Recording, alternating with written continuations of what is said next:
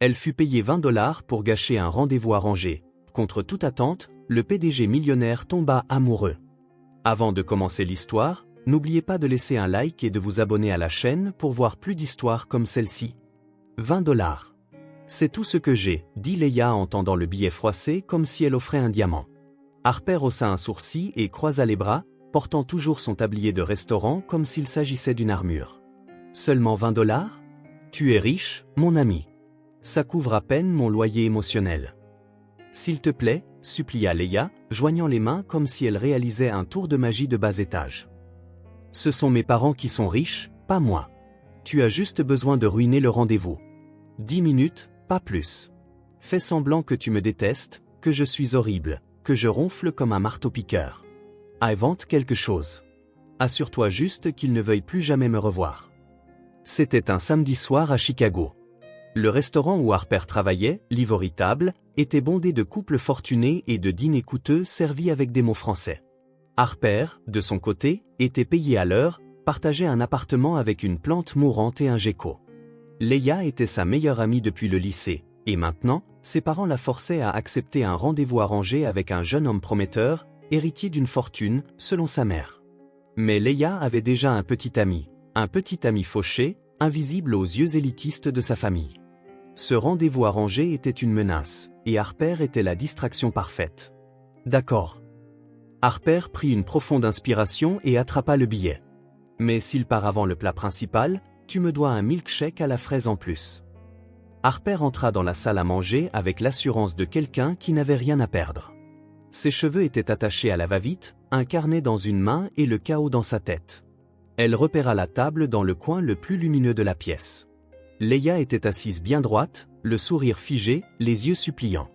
À côté d'elle, assis avec une élégance calme, se trouvait l'homme, costume gris anthracite, montre discrète et un regard aussi stable que dangereux.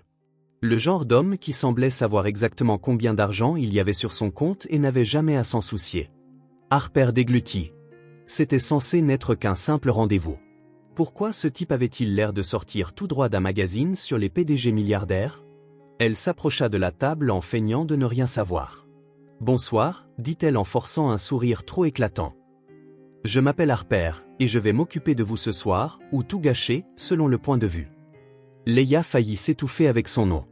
L'homme, Dylan, leva simplement les yeux, curieux.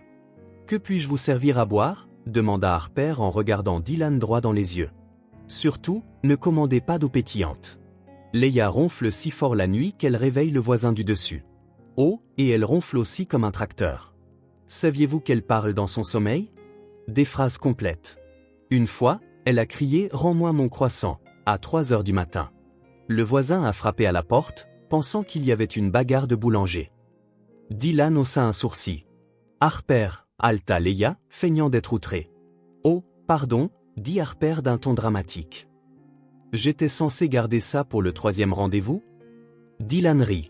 Un rire bref, discret, mais sincère. « Et que recommanderiez-vous pour le dîner ?» demanda-t-il, toujours en regardant Harper. « Eh bien, je recommanderais quelque chose avec beaucoup d'ail. Leia adore l'ail.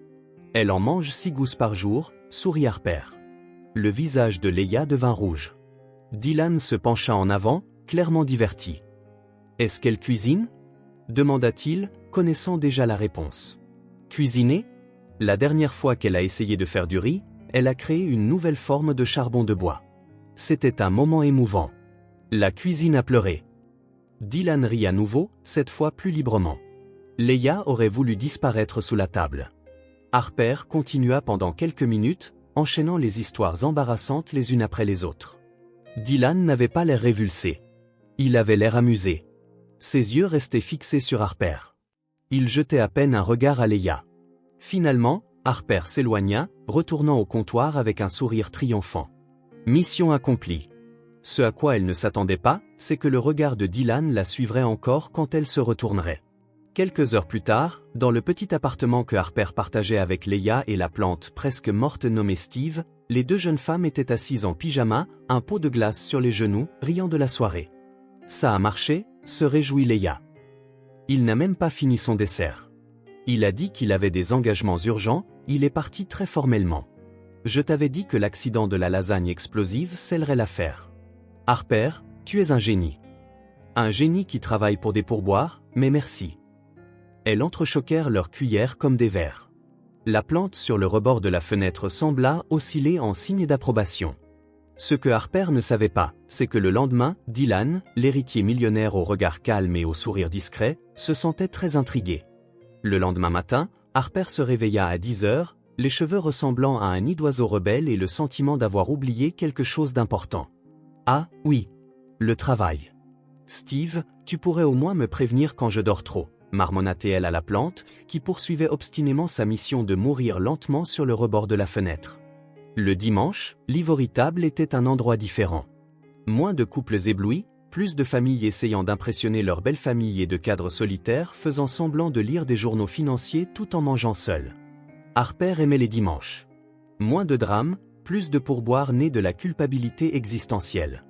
Elle noua son tablier autour de sa taille et vérifia les tables de sa section. Table 3, une famille avec 3 enfants qui avait déjà transformé le sol en un champ de bataille de miettes. Table 5, un couple de personnes âgées débattant pour savoir si la sauce avait trop de sel ou pas assez d'amour. Table 7, vide comme elle le restait habituellement jusqu'en début d'après-midi. Harper faillit laisser tomber son plateau. C'était lui, l'homme du rendez-vous d'hier. Elle n'avait même pas prêté attention à son nom dans toute cette confusion. « Vous » dit-elle en le pointant du doigt avec son stylo comme pour identifier un suspect. « Qu'est-ce que vous faites ici ?»« Je déjeune », répondit-il avec ce sourire contenu qui commençait déjà à agacer Harper, simplement parce qu'il était bien trop charmant. « C'est un restaurant, n'est-ce pas ?»« Si. » Mais Harper hésita. « Hier, vous êtes parti d'ici en courant comme si vous aviez vu le fantôme de la cuisine italienne. Je pensais vous avoir traumatisé à vie. » « En fait, » dit Dylan en s'installant confortablement sur la chaise comme s'il avait toute la journée, « je suis revenu pour la nourriture. » « Vraiment ?» Harper haussa un sourcil sceptique. « Vous n'avez même rien goûté hier. »« Exactement. Je suis devenu curieux. » Harper l'étudia un instant. Il portait une chemise bleu clair, sans cravate, et avait l'air plus détendu que la veille. Moins formel, plus humain. « Eh bien, » dit-elle en sortant son carnet. « Que prendrez-vous ? Sachez juste que notre sauce spéciale du jour est le chaos assaisonné d'ironie. Une spécialité de la maison. » Dylan rit. Un son sincère qui fit cligner des yeux Harper de surprise. Chaos et ironie. Combinaison intéressante. C'est ce qui donne sa saveur à la vie. Sans ça, tout devient très fade. Et vous en savez long sur les assaisonnements de la vie. Eh bien, je travaille ici depuis 3 ans, à servir des gens qui gagnent en un mois ce que je gagne en un an. Si ça ne vous apprend rien sur l'ironie, rien ne le fera. Dylan pencha la tête, sincèrement intéressé. Et le chaos ? Oh, le chaos, c'est ma spécialité, dit Harper d'un ton dramatique. Parfois, je peux même ruiner un rendez-vous romantique en 15 minutes avec seulement des histoires embarrassantes et de la créativité. C'est une forme d'art. J'ai vu ça. Très impressionnant. Harper s'arrêta, le stylo suspendu en l'air. Attendez, vous avez trouvé ça impressionnant ? La plupart des gens trouvent ça dérangeant. La plupart des gens sont ennuyeux. Il y eut un moment de silence où Harper ne sut pas trop quoi dire. Les compliments n'étaient pas vraiment son domaine d'expertise. Bref, s'éclaircit-elle la gorge. Qu'est-ce que vous voulez manger ? Et ne dites pas que c'est moi qui choisis, c'est trop de responsabilité pour quelqu'un qui a du mal à choisir ses chaussettes le matin. Mais je veux que vous choisissiez. Pourquoi ? Parce que vous travaillez ici. Vous devez savoir ce qui est vraiment bon. Harper le fixa, cherchant des signes de sarcasme. Elle n'en trouva aucun. D'accord, mais si vous vous plaignez, souvenez-vous que c'était votre idée. Notez. Harper griffonna la commande et s'éloigna, non sans remarquer que Dylan la regardait bouger. Pas le regard typique du client qui s'ennuie, mais quelque chose de différent. Curieux, intéressé. En cuisine, elle tendit la commande à Marcus, le chef. La table 7 veut le saumon sauce maracuja et la salade de roquette aux noix, dit-elle. Le type de la table 7 n'arrête pas de te regarder depuis qu'il est arrivé, dit Marcus en assaisonnant une poêle. Tu le connais ? En quelque sorte. C'est compliqué. Compliqué genre ex-petit ami psychopathe ou compliqué genre héritier millionnaire qui tombe amoureux de la serveuse. Harper rit. Compliqué genre je n'ai aucune idée de ce qui se passe. Quand elle revint avec la boisson, Dylan lisait quelque chose sur son téléphone, mais il le rangea immédiatement en la voyant. Alors, dit-elle en posant le verre sur la table. Pendant que vous attendez votre plat, que diriez-vous de me dire pourquoi vous êtes vraiment revenu ici? Et je n'accepte pas pour la nourriture comme réponse. Pourquoi pas? Parce qu'hier, vous sembliez plus intéressé par moi que par Leia, et c'est étrange étant donné que c'était censé être un rendez-vous romantique avec elle. Dylan sourit. Vous êtes très direct. C'est un don. Ça vient avec le sarcasme et la capacité à équilibrer 5 assiettes sur mon bras gauche. CV impressionnant. Merci. Maintenant, répondez à la question. Dylan hésita, comme s'il choisissait ses mots avec soin. Vous avez dit quelque chose hier qui a attiré mon attention. J'ai dit beaucoup de choses hier, la plupart embarrassantes et inventées sur votre ami qui brûle du riz et crée une nouvelle espèce de charbon de bois. Harper rit. Oh, celle-là n'était pas inventée. Leia est vraiment un danger en cuisine. Mais la façon dont vous l'avez raconté, vous avez un don pour ça. Pour embarrasser les gens en public. Merci, je suppose. Pour raconter des histoires. Pour faire rire les gens. C'est un talent rare. Harper arrêta de nettoyer la table, qui était déjà propre. Vous êtes étrange. Pourquoi? La plupart des types qui viennent ici se plaignent si l'eau n'est pas à la température parfaite. Vous êtes là à me complimenter sur ma capacité à créer du drame à une table de dîner. Peut-être que je ne suis pas comme la plupart des types qui viennent ici. Avant que Harper ne puisse répondre, Marcus sonna la cloche de la cuisine. Le plat était prêt. Sauvé par le gong, marmonna-t-elle en allant chercher la nourriture. Le saumon était parfait, comme toujours. Marcus avait des mains en or en cuisine, même s'il était un râleur professionnel. Votre choix, dit-elle en posant l'assiette devant Dylan. Si vous n'aimez pas, c'est entièrement de ma faute, et j'en assumerai les conséquences. Dylan prit une bouchée, ses yeux s'illuminèrent. C'est incroyable. Marcus sera heureux de l'entendre. Il dit toujours que plus personne n'apprécie la vraie nourriture. Et vous? Vous cuisinez? Harper faillit rire. Moi? Mes compétences culinaires se limitent aux nouilles instantanées et aux sandwichs au beurre de cacahuète. Mais au moins, j'ai un palais correct. Vous êtes sûr? Vous avez choisi ça parfaitement. La chance du débutant. Dylan continua de manger, appréciant clairement chaque bouchée. Harper passa à d'autres tables, mais chaque fois qu'elle jetait un œil vers la table 7, il la regardait. Pas de manière étrange ou inconfortable, mais avec un intérêt sincère. Quand elle expliqua à la famille de la table 3 pourquoi il ne servait pas de nuggets classiques, mais ce truc français étrange, Dylan sourit.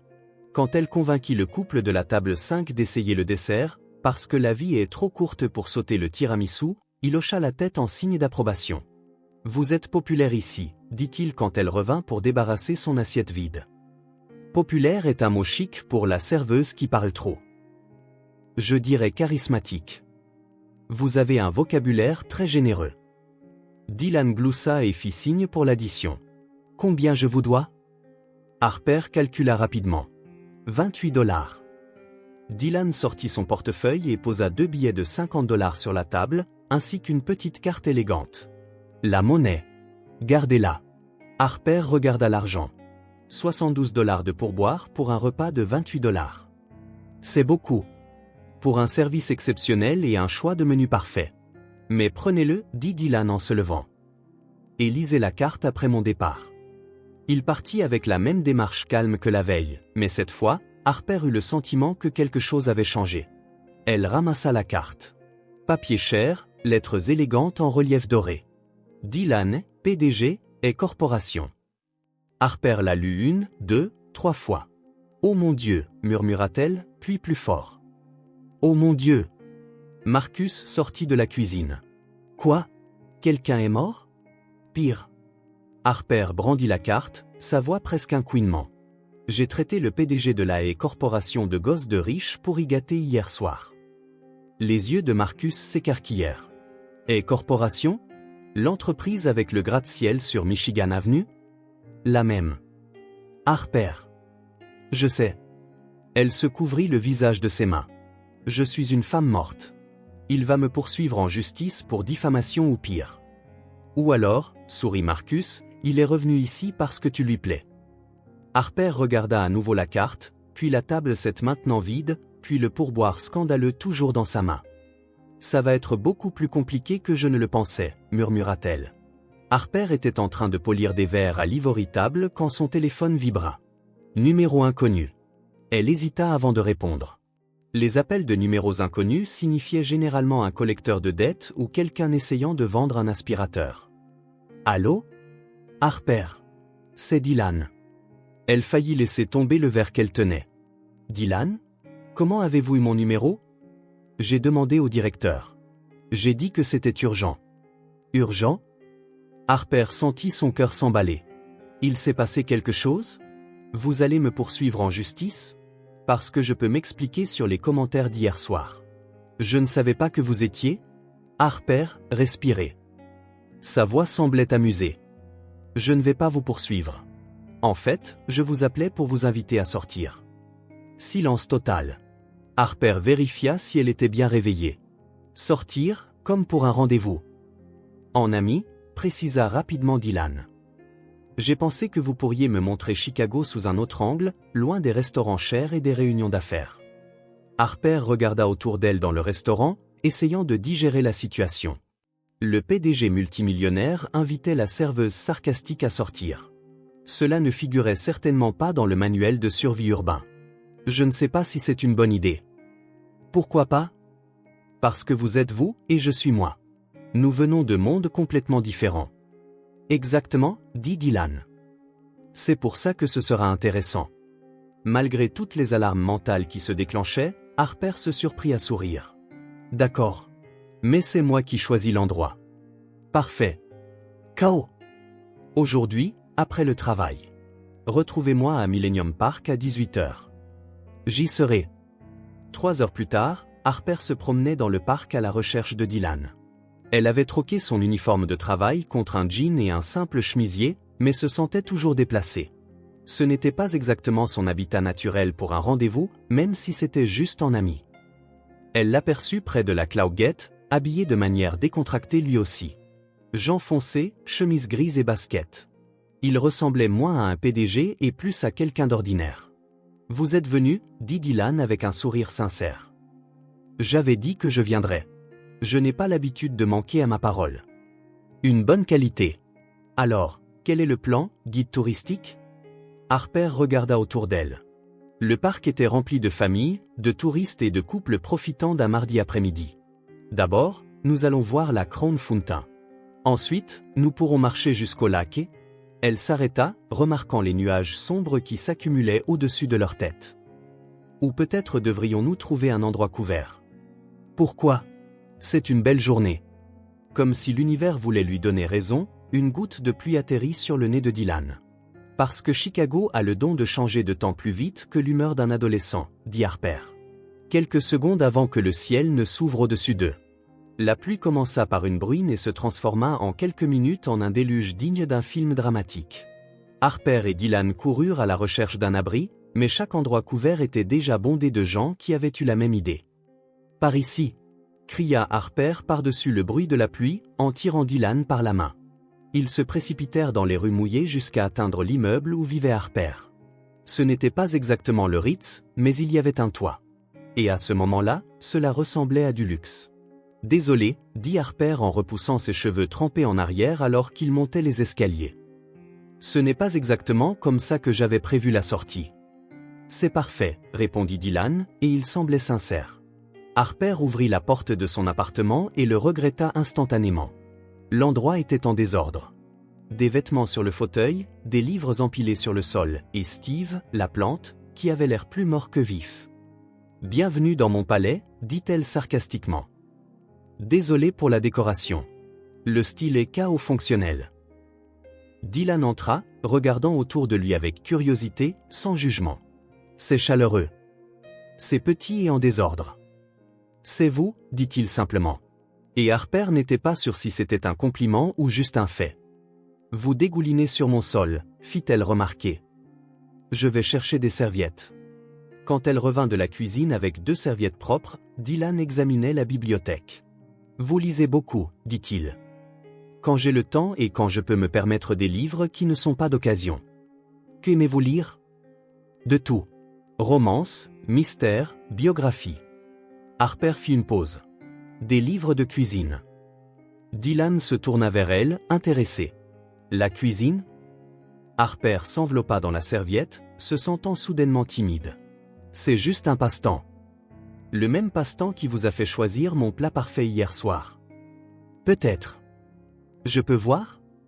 Harper hésita, mais alla à l'étagère et sortit un livre de cuisine usé avec des notes manuscrites dans les marges. C'était à mon père, expliqua-t-elle. Il avait un food truck quand j'étais petite. Il m'a appris que la cuisine est un art, une science et de l'amour, tout mélangé. Dylan tourna les pages avec précaution, lisant les notes. Ces recettes sont de vous? Quelques ajustements, des améliorations, des rêves. Des rêves? Harper soupira. J'ai toujours voulu avoir mon propre restaurant. Quelque chose de petit et chaleureux où les gens se sentent chez eux. Mais les rêves ne paient pas le loyer. Pourquoi ne pas essayer? Avec quel argent? Quelle expérience? Je travaille comme serveuse, pas comme chef. Mais vous avez du talent. Le talent ne suffit pas dans le monde réel. Dylan referma le livre et la regarda. Avez-vous déjà essayé? Essayé quoi? De poursuivre ce rêve. Pour de vrai. Harper rit, mais sans humour. Dylan, vous ne comprenez pas. Les gens comme moi n'ouvrent pas de restaurant. Les gens comme moi servent de la nourriture dans des restaurants qui appartiennent à des gens comme vous. C'est absurde. C'est la réalité. Ils restèrent silencieux un moment, la tension palpable dans l'air. J'ai faim, dit finalement Dylan. Vous cuisinez ou on commande une pizza? Harper jeta un coup d'œil vers la minuscule cuisine. Je peux improviser quelque chose. N'attendez juste pas de miracle. J'accepte le défi. Harper fouilla dans le réfrigérateur et les placards. Il n'y avait pas grand-chose, mais c'était suffisant. Des pâtes, des tomates, de l'ail et quelques herbes qu'elle cultivait sur le rebord de la fenêtre. Dylan s'assit au comptoir, la regardant travailler. Harper commença par faire revenir de l'ail dans de l'huile d'olive, ajoutant des tomates concassées et des herbes fraîches. Ses mouvements étaient fluides, naturels. « Où avez-vous appris à faire ça ?» demanda Dylan. « De mon père. Il disait toujours, chaque plat raconte une histoire. » Et quelle histoire celle-ci raconte-t-elle? Harper sourit en remuant la sauce. L'histoire d'une serveuse qui essaie d'impressionner un PDG avec 5 $ d'ingrédients. Ça marche. Les pâtes furent prêtes en 20 minutes. Simple, mais parfaitement assaisonnées. Dylan prit une bouchée et ferma les yeux. C'est incroyable. Ce ne sont que des pâtes à la sauce tomate. Non, ce n'est pas ça. Ça a une âme. Ils mangèrent à la petite table de la cuisine, parlant de tout et de rien. Dylan parla de la pression de reprendre l'entreprise de son père, des attentes et des responsabilités. Harper parla de son enfance sans beaucoup d'argent, mais avec beaucoup d'amour. Parfois, dit Dylan, j'envie les gens comme vous. Les gens pauvres? Harper rit. Croyez-moi, ce n'est pas aussi glamour que ça en a l'air. Les gens libres? Vous pouvez être qui vous voulez, faire ce que vous voulez. Tant que je peux payer les factures. Mais vous, vous pouvez choisir vos propres batailles. Harper l'étudia. Il y avait quelque chose de vulnérable dans son expression. Et vous ne le pouvez pas? Mes batailles ont été choisies avant ma naissance. Le moment devint intime, rempli d'une honnêteté inattendue. Dylan se pencha légèrement en avant, et Harper sentit son cœur s'accélérer. C'est alors que la porte s'ouvrit à la volée. « Harper !» cria Leia, clairement ivre. « Tu ne devineras jamais la soirée que j'ai eue. » Elle trébucha dans la cuisine et s'arrêta net en voyant Dylan. « Salut !» dit-elle en clignant des yeux plusieurs fois comme pour essayer de faire le point. « Vous êtes vraiment beau. Vous êtes le livreur ?» Harper s'étouffa. « Léa, parce que si c'est le cas, j'ai besoin de commander une pizza. Je meurs de faim. » Et Leia trébucha et s'agrippa à la table pour se soutenir. « Attendez, pourquoi portez-vous la chemise de Marcus ?»« C'est Dylan, » dit rapidement Harper. « Dylan ?» Leia fronça les sourcils. « Dylan qui ?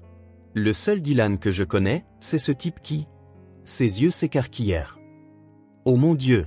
Vous êtes le type du rendez-vous. » Dylan fit un signe de la main polie. « Bonjour, Leia. »« Vous êtes revenu ?» cria Leia, puis chuchota bruyamment. « Harper, il est super canon aujourd'hui. »« Tu es ivre. »« Je le suis, mais je ne suis pas aveugle. Leia se tourna vers Dylan. Vous aimez Harper? Léa. Le visage de Harper devint rouge. Parce qu'elle est géniale. Elle cuisine comme un ange. Elle est drôle, et une fois, elle a sauvé un chat d'un arbre. Bon, le chat est en fait descendu tout seul, mais elle a essayé. Dylan rit. Bon à savoir. Et elle est célibataire, continua Leia. Très célibataire, tragiquement célibataire, genre elle n'a pas été embrassée depuis 6 mois. Léa. Quoi? J'aide. Leia trébucha à nouveau. Vous formez un couple magnifique. Il est riche, tu es pauvre, c'est comme dans une série télé. Harper souhaita que le sol l'engloutisse. Je pense que je ferais mieux d'y aller, dit Dylan en se levant. Non, restez, protesta Leia. Je vais dans ma chambre, et vous pouvez continuer à faire ce que vous faisiez. Et vu d'ici, c'était quelque chose d'intéressant. Elle leur fit un clin d'œil exagéré et tituba vers sa chambre, claquant la porte derrière elle. Harper et Dylan se retrouvèrent dans un silence gêné. Désolé, murmura Harper. Elle devient comme ça quand elle boit. Ce n'est rien, sourit Dylan. Mais je pense que je devrais vraiment y aller. Vous travaillez tôt demain. Vous avez raison. Ils marchèrent jusqu'à la porte en silence. Dylan se retourna avant de partir. Merci pour le dîner et pour la compagnie. C'était la meilleure soirée que j'ai passée depuis longtemps. Même avec la pluie et Leia qui était ivre. Surtout à cause de ça. Il se pencha et, un instant, Harper crut qu'il allait l'embrasser, mais à la place, il l'embrassa doucement sur le front. Bonne nuit, Harper. Et il partit, laissant Harper sur le pas de la porte, touchant l'endroit où ses lèvres s'étaient posées, son cœur battant plus vite qu'il ne le devrait. Dans les jours qui suivirent ce dîner pluvieux, Dylan commença à apparaître à l'ivory table assez souvent pour se faire remarquer. Pas tous les jours, mais assez souvent pour que Clara, la directrice, commence à poser des questions embarrassantes et que les autres serveurs se mettent à spéculer sur le riche admirateur de Harper. Le jeudi, il vint à l'heure du déjeuner et ne commanda qu'un café, restant 2 heures à lire des journaux et à regarder Harper travailler. Le vendredi, il se présenta à la fin de son service et lui proposa de la raccompagner, ce qu'elle refusa mais le remercia. Le samedi, il apparut simplement dans le parc où Harper se promenait, prétendant que c'était une coïncidence. « Vous me suivez ?» demanda Harper en s'arrêtant à côté du banc où Dylan était assis avec un livre. « Techniquement, j'étais là le premier », répondit-il en brandissant le livre. La gestion de restaurant pour les nuls. Une lecture fascinante. Harper jeta un coup d'œil au livre, puis à lui. « Pourquoi lisez-vous ça ?»« Curiosité académique. » Dylan et ne fait rien par curiosité académique. Vous avez un plan farfelu en tête, n'est-ce pas? Dylan ferma le livre et sourit de cette manière dangereusement familière. En fait, j'ai une proposition à vous faire. Si c'est pour que je sois votre serveuse privée, la réponse est non. Mieux que ça. Dylan se leva, l'air soudainement nerveux. Je veux investir dans votre restaurant. Harper cligna des yeux. Quel restaurant? Celui que vous allez ouvrir. Avec moi comme investisseur, et vous comme chef et partenaire. Le monde s'arrêta un instant. Harper était sûr d'avoir mal entendu. Vous êtes fou? Probablement, rit Dylan. Mais je suis sérieux. J'ai le capital. Vous avez le talent. Nous pouvons y arriver. Harper se mit à marcher, ayant besoin de bouger pour digérer ce qu'elle entendait. Dylan, vous me connaissez à peine. Vous avez goûté ma cuisine une seule fois. Des pâtes à la sauce tomate, ce n'est pas de la haute gastronomie. Il ne s'agit pas de la nourriture, dit-il en marchant à ses côtés. Enfin, pas seulement de la nourriture. Il s'agit de la façon dont vous parlez de la cuisine. De la passion dans vos yeux quand vous mentionnez votre père. De la façon dont vous transformez quelque chose de simple en quelque chose de spécial. Harper s'arrêta de marcher. C'est de la pitié. Vous avez pitié de la pauvre serveuse aux rêves impossibles. Harper? Non. Elle se tourna pour lui faire face. Je n'accepte pas la charité, surtout pas déguisée en opportunité d'affaires. Ce n'est pas de la charité. Non? Alors qu'est-ce que c'est? Parce que les hommes comme vous n'investissent pas dans des gens comme moi par pure bonté de cœur. L'expression de Dylan devint sérieuse. Peut-être que les hommes comme moi reconnaissent les opportunités quand ils en voient une. Et peut-être que les gens comme vous méritent des chances qu'ils n'ont jamais eues. Harper sentit quelque chose s'agiter dans sa poitrine, mais elle repoussa ce sentiment. La réponse est non, Harper. Non, Dylan. Merci pour l'offre, mais non. Elle s'éloigna rapidement vers son appartement, laissant Dylan planté dans le parc avec sa proposition rejetée et une confusion évidente. À la maison, Harper trouva Leia dans la cuisine en train d'attaquer un pot de glace comme s'il avait personnellement offensé sa famille. « Journée difficile ?» demanda Leia en lui offrant une cuillère. « Dylan vient de me proposer de l'argent pour ouvrir un restaurant », dit Harper en s'effondrant sur le canapé. Leia faillit s'étouffer avec sa glace. « Il a fait quoi ? Tu m'as entendu. Et tu as dit oui, bien sûr. » J'ai dit non. Leia posa la glace sur la table et fixa Harper comme si elle venait d'avouer être une extraterrestre. Tu as dit non à un investissement dans ton rêve de la part de l'homme le plus riche que tu connaisses, qui est clairement intéressé par toi. C'est exactement pour ça que j'ai dit non. Je ne veux pas de charité romantique. Harper, tu es une idiote. Merci pour le soutien, meilleur ami. Leia se leva et commença à fouiller dans un tiroir rempli de vieux papiers. Où est-ce que... Ah, voilà. Elle sortit un prospectus jauni et froissé. Tu te souviens de ça ? Harper regarda le papier dans la main de Leia. C'était un vieux prospectus pour le food truck de son père. La cuisine de Ginny sur roue. De la nourriture faite maison avec amour. Il y avait une photo délavée de son père, souriant fièrement à côté de la remorque rouge. Leia. La voix de Harper sortit plus faible qu'elle ne l'aurait voulu. Ton père croyait en ses rêves. Il est parti de rien et a construit quelque chose de beau. Et toi, tu laisses passer la chance de poursuivre son héritage par fierté. Ce n'est pas de la fierté, c'est de la peur, dit Leia en s'asseyant à côté d'elle. Tu as peur d'essayer et d'échouer. Tu as peur d'accepter de l'aide parce que cela signifierait que tu as besoin des gens. Et Dieu sait que Harper n'a besoin de personne. Harper tenait le prospectus, passant ses doigts sur la photo délavée. Et si ça ne marche pas ? Et si ça marche ? Et s'il fait ça pour les mauvaises raisons ? Et s'il le fait pour les bonnes ? Harper regarda Leia. Depuis quand es-tu devenue si sage ? Depuis que ma meilleure amie a commencé à saboter la chance de sa vie. Le lendemain matin, Harper mettait les tables quand Dylan se présenta. Mais cette fois, il n'avait pas les mains vides.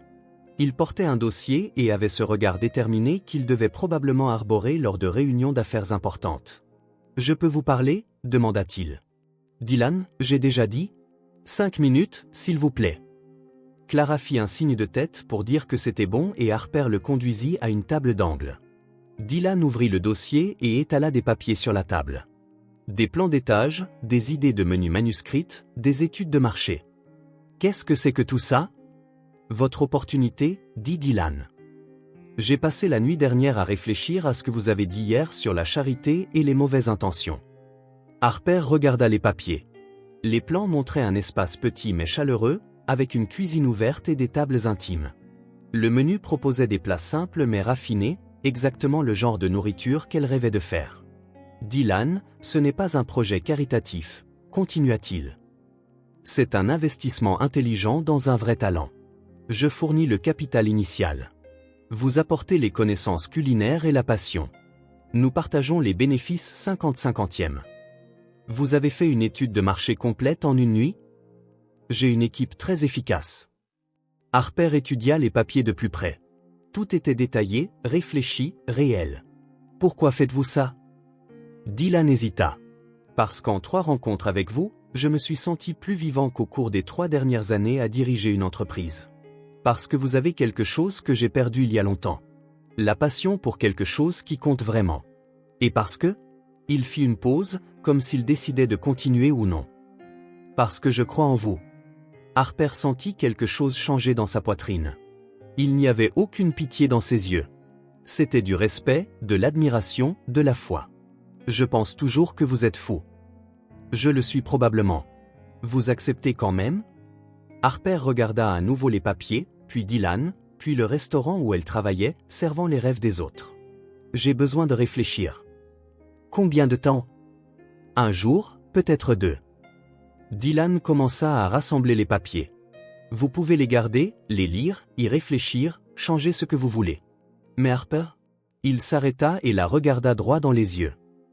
Ne laissez pas la peur prendre la décision à votre place. Après son départ, Harper continua de fixer les papiers.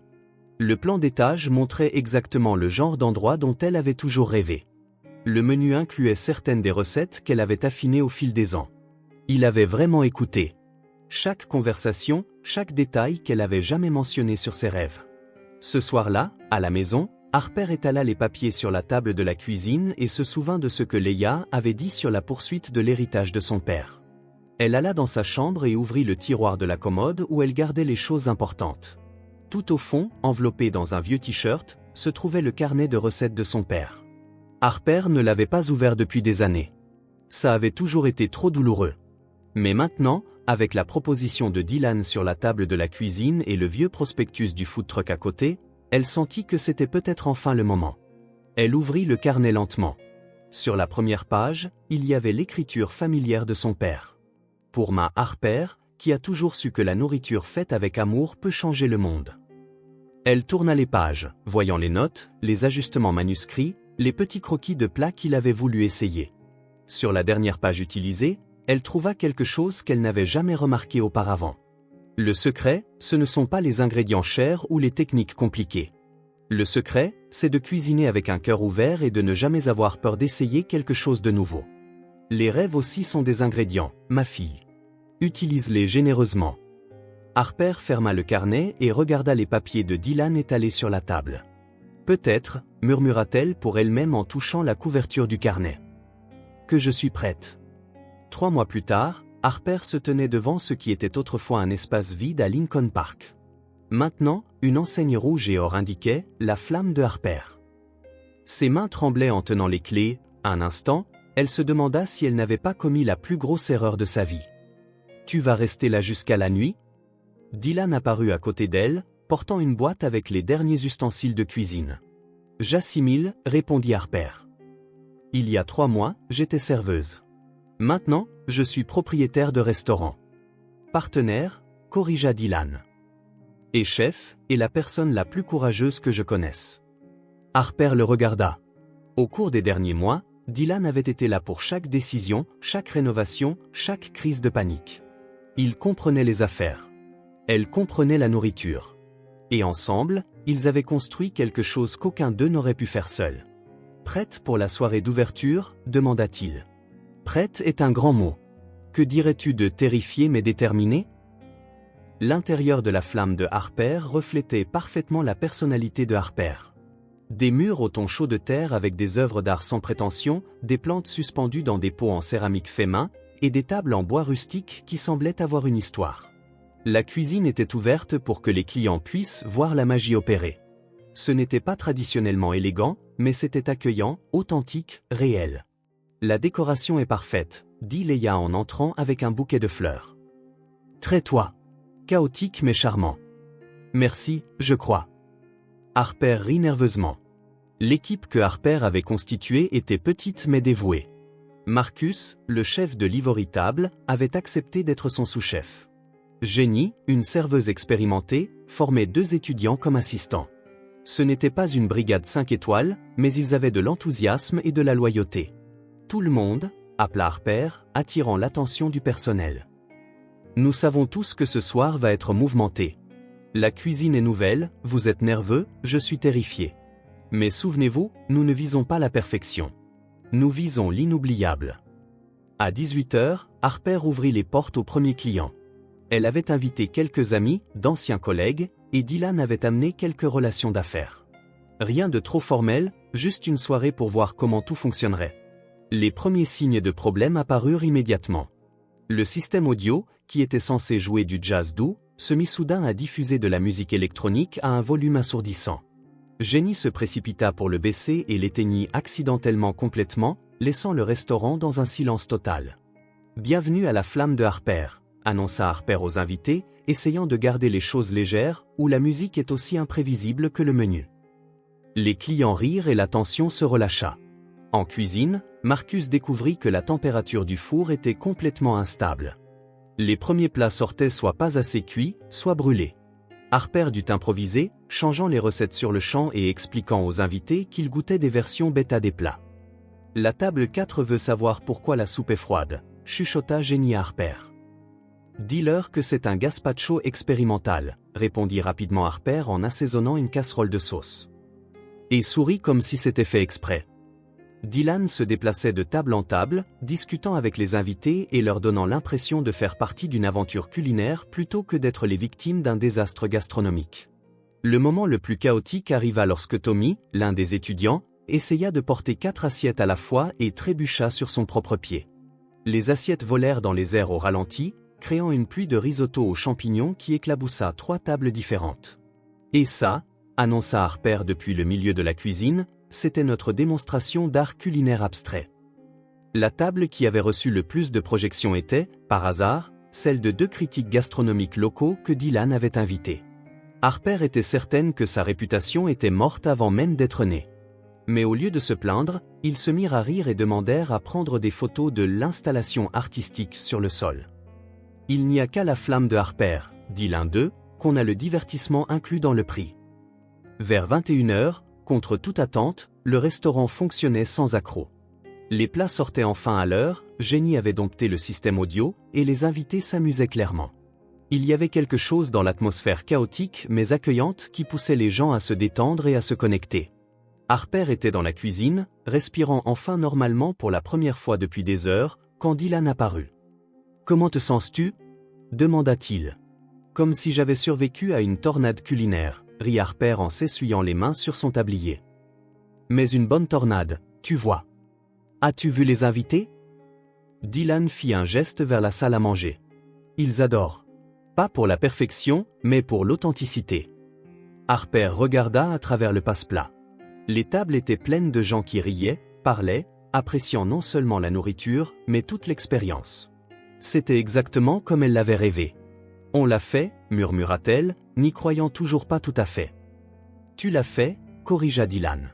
« C'est entièrement toi. » Il était plus proche maintenant, et Harper pouvait voir la fierté sincère dans ses yeux.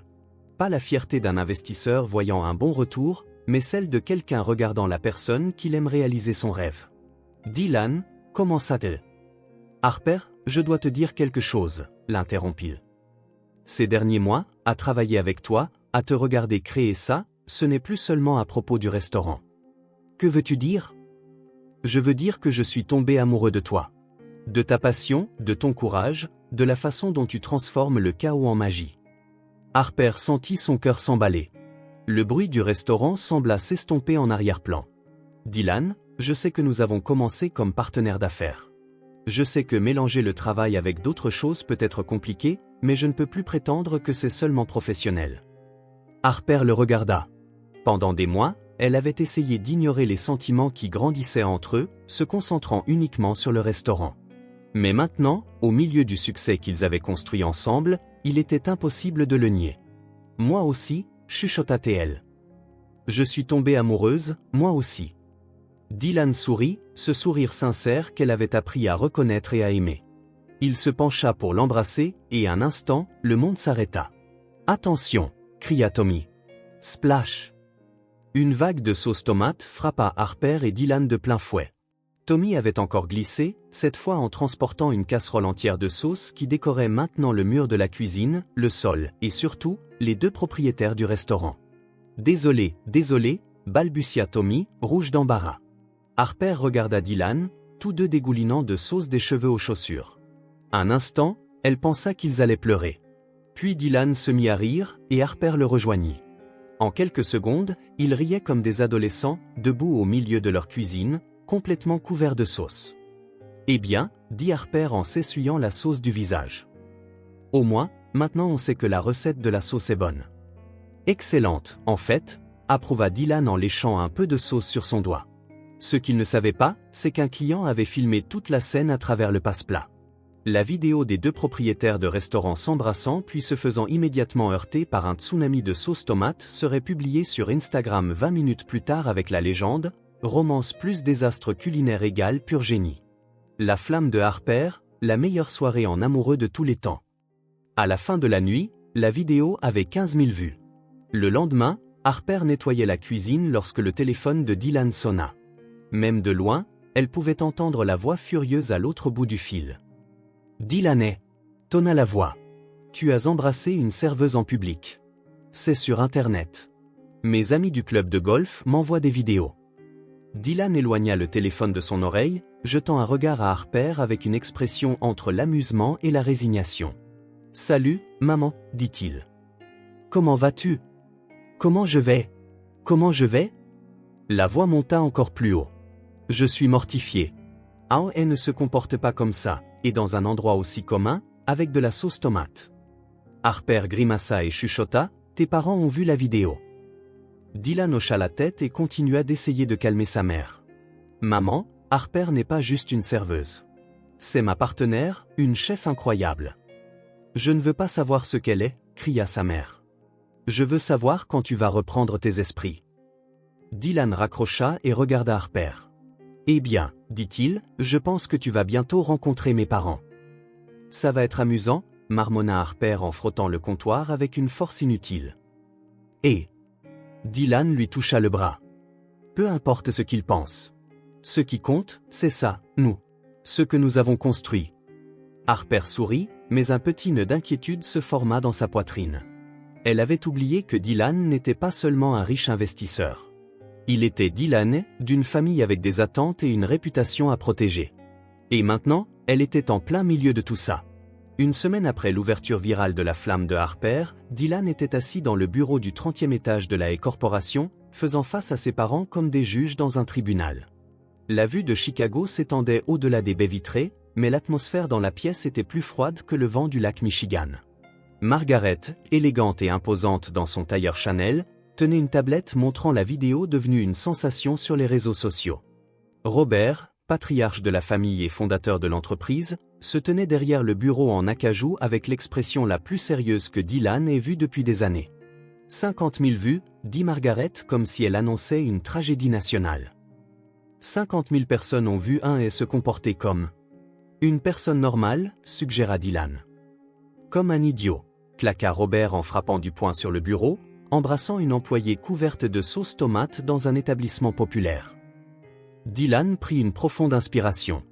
Il s'était attendu à cette conversation, mais cela ne la rendait pas moins frustrante. Harper n'est pas une employée. C'est ma partenaire et une chef talentueuse qui était serveuse il y a 6 mois, coupa Margaret. Dylan, mon chéri, je sais que les hommes de ton âge traversent des phases, mais cela a assez duré. Des phases, répéta Dylan, incrédule. Une rébellion tardive, expliqua Robert comme s'il diagnostiquait une maladie. C'est compréhensible. Tu as assumé des responsabilités très tôt. Peut-être que tu as besoin de te défouler. Mais il est temps de revenir à la réalité. La réalité, c'est que je suis un adulte et que je peux sortir avec qui je veux. Pas quand cela affecte la réputation de la famille, dit froidement Margaret. Pas quand cela met en péril tout ce que nous avons construit. Robert se leva et se dirigea vers la fenêtre. Dylan, tu as une responsabilité envers l'entreprise, envers le nom des, envers les générations futures de cette famille. Tu ne peux pas tout jeter par-dessus bord pour une fantaisie romantique. Ce n'est pas une fantaisie. J'aime Harper. Le silence qui suivit fut assourdissant.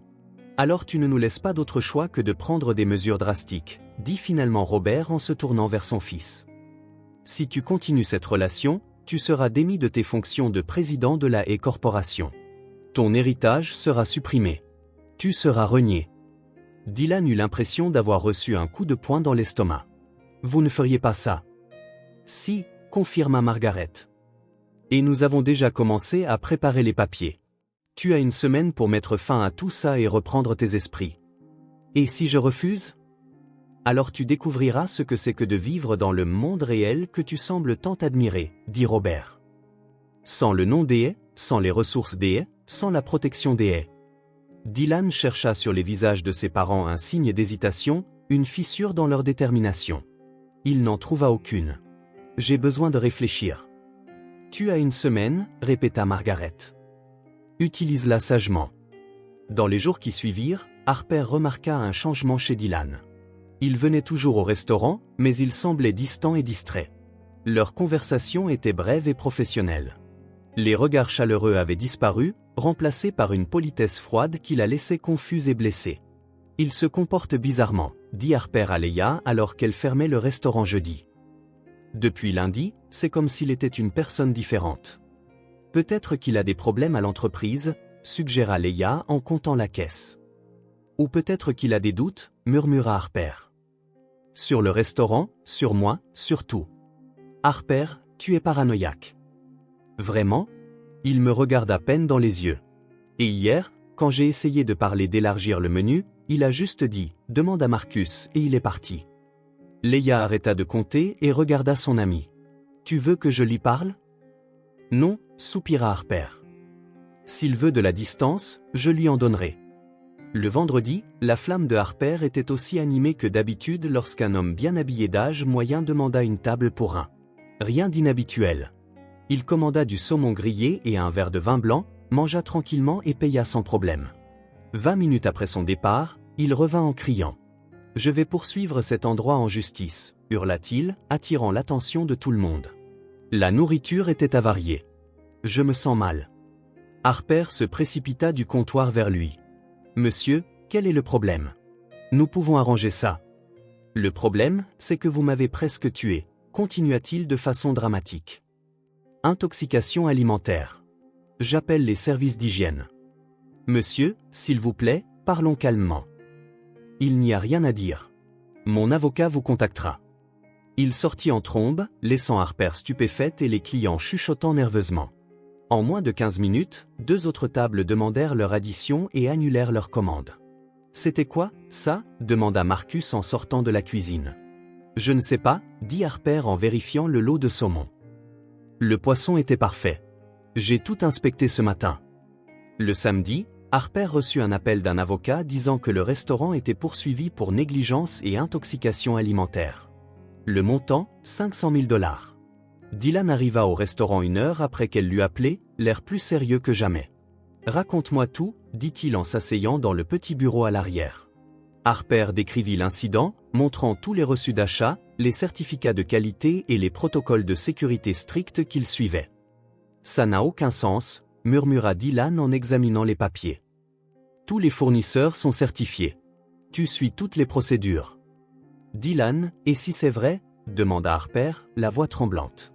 Et si j'ai vraiment manqué quelque chose ? Et si ? Harper, regarde-moi. Dylan lui prit les mains. Tu es méticuleuse avec la nourriture. Il n'y a aucune chance que ce soit de la négligence. Un instant, Harper revit l'ancien Dylan. Attentionné, protecteur, présent. Mais il se retira ensuite, comme s'il se souvenait de quelque chose. Je vais engager un avocat, dit-il formellement. Nous nous occuperons de ça. Dylan, qu'est-ce qui se passe? Tu es différent depuis lundi. Si quelque chose ne va pas, dis-le-moi. Il n'y a rien qui ne va pas. Je gère juste quelques affaires de l'entreprise. Quel genre d'affaires? Dylan hésita, luttant clairement avec lui-même. Des affaires de famille, à propos de nous. Son silence fut toute la réponse dont elle avait besoin. Je vois, dit Harper en se levant. Eh bien, merci d'avoir engagé l'avocat. Envoie la facture au restaurant. Harper? Non, Dylan, c'est bon. Je comprends parfaitement. Cette nuit-là, Dylan était dans son appartement, regardant les lumières de la ville, quand son téléphone sonna. C'était le détective privé qui l'avait engagé pour vérifier la validité du procès. « Monsieur, » dit la voix, « j'ai des informations sur l'homme qui a poursuivi le restaurant. » « Qu'avez-vous découvert ? » Ce n'est pas un client ordinaire. C'est un détective privé, et la personne qui l'a engagé va vous surprendre. Dylan sentit le sang se vider de son visage. « Qui ? » Votre famille, monsieur. Robert et Margaret l'ont engagé pour créer un scandale qui forcerait le restaurant à fermer. Dylan laissa tomber le téléphone. Ses propres parents avaient saboté Harper, attaqué son rêve pour le faire partir. Il regarda l'horloge. Il était presque minuit, mais peu importait. Il attrapa ses clés de voiture et sortit en courant. Il devait dire la vérité à Harper. Il devait arranger ça. Mais quand il arriva à son appartement, les lumières étaient éteintes et elle ne répondait pas à son téléphone.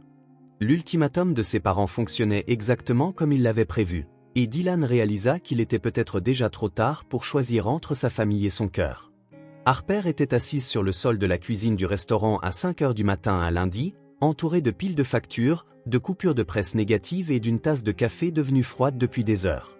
Le procès avait fait la une des journaux locaux, et les réservations s'annulaient les unes après les autres. « Tu as dormi ici? Demanda Leia en entrant par la porte arrière. Le sommeil est un luxe que je ne peux pas me permettre en ce moment, murmura Harper en lui montrant la liste des annulations. 43 réservations annulées depuis vendredi. Si ça continue, on fermera dans 2 semaines. Leia s'assit à côté d'elle sur le sol. Qu'est-ce que tu vas faire? Harper regarda autour d'elle la cuisine qui était devenue sa vie, son rêve, son identité. Je vais me battre, dit-elle avec une détermination qui la surprit elle-même. S'ils veulent me faire tomber, ce sera en combattant. En organisant une soirée de dégustation gratuite, je vais prouver que notre nourriture n'est pas seulement sûre, elle est la meilleure de Chicago. Leia la fixa comme si elle avait perdu la tête. Harper, tu vas donner de la nourriture gratuite à des gens qui pourraient aussi te poursuivre en justice. Je vais donner de la nourriture gratuite à des gens qui peuvent diffuser la vérité, dit Harper en se levant, l'énergie revenant dans son corps. Marcus, appelait-elle le sous-chef qui venait d'arriver. J'ai besoin que tu m'aides à composer le menu le plus impressionnant de notre vie. Pendant les 3 jours suivants, Harper travailla comme une forcenée. Elle affina les recettes, testa de nouveaux plats et créa un menu de dégustation qui racontait son parcours culinaire. Chaque plat était une lettre d'amour à une nourriture honnête, faite avec des ingrédients de qualité et une technique maîtrisée. Dylan apparaissait de temps en temps, toujours distant, toujours formel. Il proposa d'aider à financer l'événement, mais Harper refusa. « Je peux le faire seul, dit-elle sans le regarder. »« Harper, laisse-moi t'aider. »« Pourquoi ?» Elle se tourna enfin vers lui. « Pour que tu te sentes mieux en partant quand les choses deviendront difficiles. » Dylan eut l'air sur le point de dire quelque chose, mais hocha simplement la tête et partit. Ce que Harper ne savait pas, c'est que Dylan travaillait en coulisses. Il avait discrètement contacté des journalistes gastronomiques, des blogueurs et des influenceurs locaux, tous curieux de la controverse. Il s'était également assuré que la sécurité de l'événement serait impeccable et que chaque ingrédient serait documenté et certifié. Le jeudi soir, Harper ouvrit les portes du restaurant pour une soirée de la vérité, comme elle avait nommé l'événement. Plus d'une centaine de personnes se présentèrent, dont de nombreux visages familiers de clients fidèles, mais aussi des inconnus attirés par la curiosité. « Bonsoir à tous », dit Harper, debout au centre du restaurant, le cœur battant. « Je sais que beaucoup d'entre vous sont venus à cause de la controverse. D'autres sont venus parce que vous croyez en nous. Quelle que soit la raison, ce soir, vous goûterez une nourriture faite avec amour, transparence et vérité. » Le premier plat était une bruschetta avec des tomates biologiques et du basilic cultivé dans le jardin du restaurant. Harper montra les certificats de chaque ingrédient, expliqua le processus de préparation et invita quiconque à visiter la cuisine. Sarah Chen, une critique gastronomique du Chicago Tribune, était là. Harper la vit noter chaque détail, goûtant chaque plat avec une précision scientifique. « Voici notre recette de risotto aux champignons sauvages », annonça Harper en servant le deuxième plat. Les champignons proviennent d'une ferme biologique à 40 km d'ici. Le propriétaire, M. Williams, est ici ce soir et peut vous parler du processus de culture. Un homme à la barbe grise fit un signe de la main timide depuis le fond du restaurant. La stratégie de Harper était brillante. Non seulement servir de la nourriture, mais raconter l'histoire derrière chaque ingrédient, mettre un visage humain sur chaque aspect du restaurant. Au milieu de la soirée, Marcus s'approcha de Harper avec une expression inquiète. « Il y a un inspecteur des services d'hygiène ici », chuchota-t-il.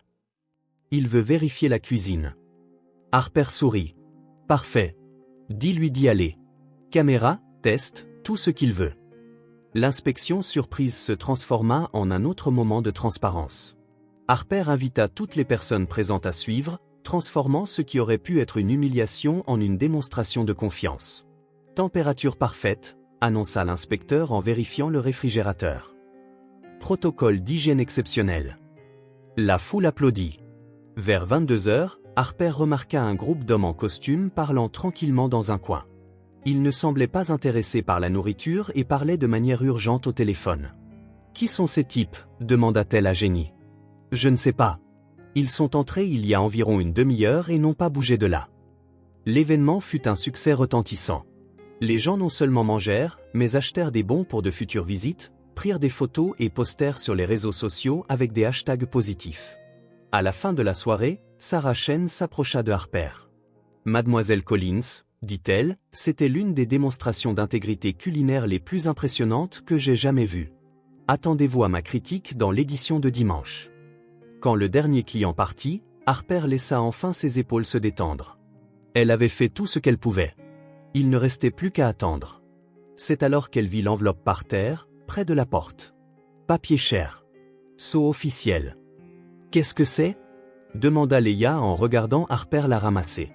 Harper l'ouvrit avec des doigts tremblants. C'était une assignation en justice. Un nouveau procès, cette fois pour atteinte à la réputation commerciale et pratique commerciale trompeuse.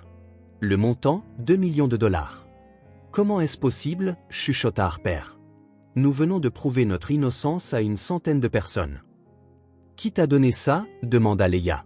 Ce doit être l'un de ces hommes en costume, dit Harper en s'effondrant sur une chaise. Ils étaient là toute la soirée, attendant juste le bon moment. Les mains de Harper tremblaient en lisant le document. Cette fois, il ne s'agissait pas seulement d'une intoxication alimentaire. Il s'agissait d'investisseurs trompés, de pratiques commerciales douteuses et d'une liste d'accusations qui sonnait comme si quelqu'un essayait de détruire non seulement le restaurant, mais aussi sa réputation entière. Harper, dit doucement Leia. Il ne s'agit plus de nourriture. Quelqu'un veut te ruiner. Un coup à la porte interrompit ses pensées. Il était près de minuit. Harper ouvrit prudemment et trouva Dylan dehors, 2 valises à ses pieds, son expression un mélange de détermination et de désespoir. Dylan, quoi? J'ai été viré, dit-il simplement.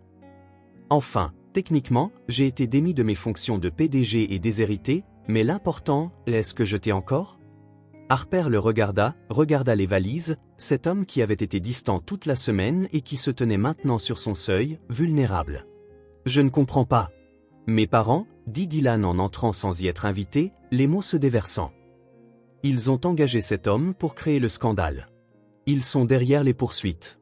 Je l'ai découvert aujourd'hui et je les ai confrontés. Je leur ai dit que je te choisissais, toi, le restaurant, notre vie ensemble. Dylan, ils ont dit que si je ne rompais pas avec toi d'ici demain, je perdrais tout. Alors, j'ai tout perdu, dit-il avec un sourire triste. Mais j'ai gagné la chance de me battre à tes côtés, si tu me laisses faire.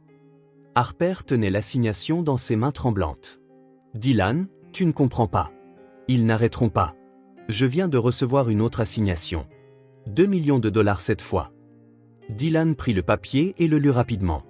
Alors nous les combattrons ensemble. Tu as tout perdu à cause de moi. Non, dit Dylan en lui touchant doucement le visage. J'ai choisi tout ce qui compte vraiment. Harper le regarda dans les yeux et vit la vérité. Aucun calcul, aucune hésitation, seulement de l'amour et de la détermination. Eh bien, dit-elle enfin, j'espère que tu sais cuisiner, parce que maintenant nous sommes 2 chômeurs avec un restaurant à sauver. Dylan sourit, le premier vrai sourire depuis une semaine. Je pense que je peux apprendre. 3 mois après que Dylan se soit présenté à sa porte avec ses valises, la flamme de Harper avait non seulement survécu au scandale, mais avait prospéré de manière surprenante. La critique élogieuse de Sarah Chen dans le Chicago Tribune, combinée à la couverture positive de la soirée de dégustation, avait transformé le restaurant en un symbole de résilience et d'authenticité. Dylan, désormais officiellement ex-PDG et ex-héritier, s'était adapté à la vie de partenaire à part entière dans le restaurant avec une aisance qui le surprenait lui-même. Ses matinées commençaient à 5 heures, aidant Marcus à préparer les ingrédients, et se terminaient après minuit, en fermant la caisse et en planifiant le menu du lendemain. « Es-tu heureux ?» demanda Harper un vendredi matin, en regardant Dylan hacher des oignons avec la concentration d'un chirurgien. « Heureux ?» Il fit une pause, réfléchissant à la question. « Je suis épuisé. J'ai mal aux pieds. Mes mains sont pleines de coupures à force de manipuler des couteaux. Et je gagne en un mois ce que je gagnais en une journée à la Hay Corporation. » Harper sentit un nœud se former dans son estomac. « Dylan ? Et je ne me suis jamais senti aussi épanoui de ma vie, termina-t-il en souriant. C'est la première fois que je travaille de mes mains, que je crée quelque chose de réel, que je me couche en sachant que j'ai fait une différence dans la vie des gens. Le succès de la flamme de Harper originale avait attiré l'attention d'investisseurs indépendants. Des petits entrepreneurs qui croyaient en la vision de Harper d'une nourriture honnête et accessible. Un groupe dirigé par Elena Rodriguez, propriétaire d'une chaîne familiale de café, avait proposé de financer un 2e emplacement. West Lob serait parfait, dit Elena lors d'une réunion à la table d'angle. Une clientèle jeune, des professionnels qui veulent de la bonne nourriture sans la prétention. Vous êtes exactement ce dont ce quartier a besoin. Harper regarda les chiffres sur l'ordinateur portable. L'investissement était substantiel mais juste. Les investisseurs voulaient 30% des bénéfices du nouvel emplacement, laissant 70% pour elle et Dylan. C'est une excellente opportunité, lui chuchota Dylan. Nous pouvons reproduire le concept, garder la qualité et étendre l'impact. Mais si ça ne marche pas, répondit doucement Harper. Et si on a les yeux plus gros que le ventre? Alors nous y ferons face ensemble, comme toujours. Le deuxième restaurant La Flamme de Harper ouvrit 6 semaines plus tard dans un espace rénové du West Loop. Le décor conservait le charme rustique de l'original, mais ajoutait des touches urbaines qui connectaient avec la clientèle locale. Le menu était une version élargie de l'idée originale, une comfort food sophistiquée, faite avec des ingrédients locaux et des prix justes. L'inauguration fut un succès complet. Des files d'attente se formèrent sur le trottoir, des influenceurs locaux postèrent des stories enthousiastes et le Chicago Reader publia un article qualifiant La Flamme de Harper de « révolution culinaire démocratique de Chicago ». On l'a fait, dit Dylan en serrant Harper dans ses bras à la fin de la soirée d'ouverture. 2 restaurants qui tournent, une équipe heureuse, des clients satisfaits. On l'a fait. On l'a fait, répéta Harper, mais sa voix portait une tristesse que Dylan remarqua immédiatement. Dans les semaines qui suivirent, alors que les 2 restaurants s'installaient dans leur routine, Harper devint plus silencieuse. Dylan la trouvait souvent debout près de la fenêtre, perdue dans ses pensées, ou vérifiant les chiffres financiers encore et encore, même quand tout allait bien. « Qu'est-ce qui se passe ?» demanda-t-il un soir après qu'ils eurent fermé l'emplacement original. « Rien, » dit Harper en rangeant inutilement des ustensiles déjà propres. « Harper, parle-moi. Tu agis bizarrement depuis des semaines. » Elle arrêta de ranger et se tourna vers lui. « As-tu déjà pensé à ce que tu as perdu à cause de moi ? » ?»« Quoi ? » ?»« Ton entreprise, ton héritage, ta famille, tout ce pour quoi tu as travaillé toute ta vie, parti en fumée à cause d'une serveuse têtue avec des rêves trop grands. » Dylan la fixa, essayant de comprendre d'où cela venait. « Harper, rien de tout ça n'est à cause de toi. C'était mon choix. » « C'était un choix stupide, dit-elle, la voix légèrement cassée. « Tu es le PDG de l'une des plus grandes entreprises de Chicago. Maintenant, tu épluches des pommes de terre dans un restaurant. Et j'adore éplucher des pommes de terre dans ce restaurant. Tu l'adores aujourd'hui, mais quand sera-t-il demain, ou dans 5 ans, quand l'excitation s'estompera et que tu réaliseras que tu as échangé un empire contre ça ?» Dylan s'avança vers elle, mais Harper recula. « Tu vas te lasser de ça, Dylan. La vie que tu avais te manquera et tu m'en voudras d'avoir tout perdu. C'est ridicule. »« C'est réaliste, » dit Harper en croisant les bras. « Nous venons de mondes différents. Je l'ai toujours su. J'ai essayé de l'ignorer, mais... » « Mais quoi ? Mais je pense que nous devrions mettre fin à tout ça avant que tu ne me détestes d'avoir ruiné ta vie. » Le silence qui suivit était lourd de douleur. Dylan regarda Harper comme si elle venait de lui dire que la terre était plate. « Tu romps avec moi parce que tu penses que je vais me lasser de toi ? Je romps avec toi parce que je sais que ça arrivera.